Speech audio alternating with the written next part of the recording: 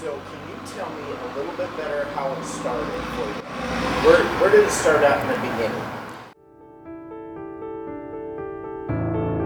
Well, actually, it began in about 1958. My dad worked as a helper with a missionary in Thorough, New Mexico. It was in a Navajo reservation, and he led the singing for the church. He went out and got kids, rounded up kids, and brought them to the church for Sunday school. And he would get up and he would lead the singing. Then came the preaching, and then it was time for us to take the kids home.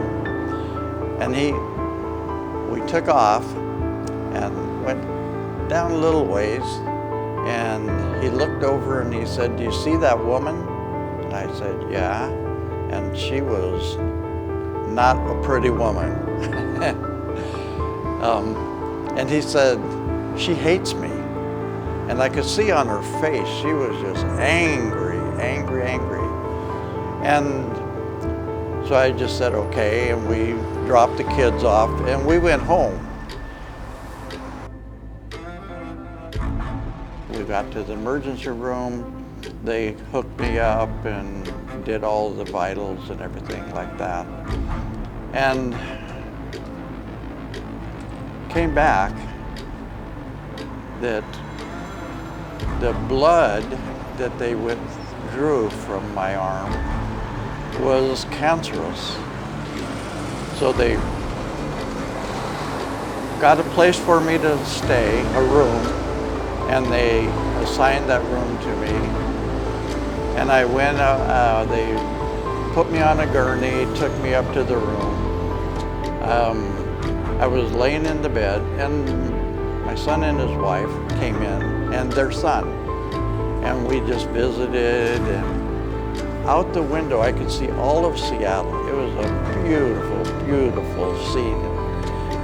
That night I went to bed, and in the middle of the night I woke up, and the guy next to me was singing choruses, Christian choruses. And I got up to go to the bathroom, and I came back out, and he said, "Would you like me to pray for you?" And I said, "Sure." And so he prayed for me, and then I went into my section of the room and laid down and went to sleep. From there, I don't remember the next 2 days, nothing. But from my medical records, what I found out is, and from my wife, is that they took me down to the chemotherapy department because I was supposed to have chemotherapy start. And they hooked me up and started chemotherapy on me, and smacked like that. Code blue.